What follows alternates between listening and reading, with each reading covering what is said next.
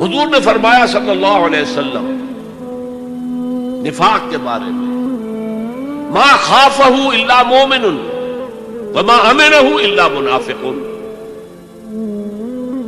نفاق کا خوف رہتا ہے صرف صاحب ایمان کو،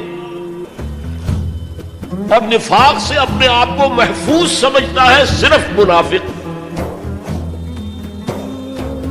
صاحب ایمان تو ہمیشہ اس فکر میں رہتے تھے ہم سے کوئی کمزوری ظاہر نہ ہو جائے، مال اور اولاد کی محبت کہیں ہمارے قدم نہ روک لے، کہیں اللہ کے ہاں ہمارا شمار منافقین میں نہ ہو جائے۔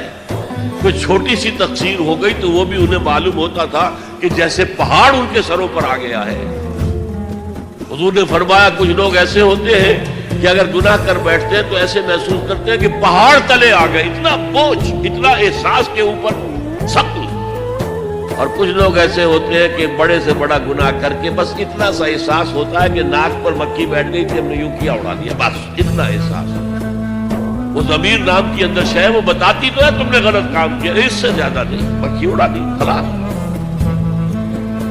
تو ما آمنہ الا منافق، نفاق سے اپنے آپ کو محفوظ اور مامون سمجھتا ہے صرف منافق۔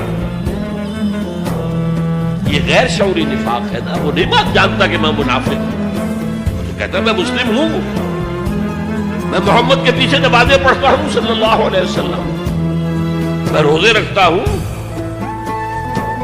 اگرچہ طبیعت تو نہیں چاہتی لیکن کیا کروں، جبرن زکوٰۃ بھی دے دیتا ہوں تاکہ مسلمانوں میں شمار تو رہے۔ تو وہ تو اپنے آپ کو مسلمان سمجھتا تھا منافق۔ تو ما آمنہ الا منافق وما خافہ الا مومن، مومن کو خوف رہتا ہے کہ کہیں میں نفاق کی سرحدوں کے اندر داخل نہ ہوں۔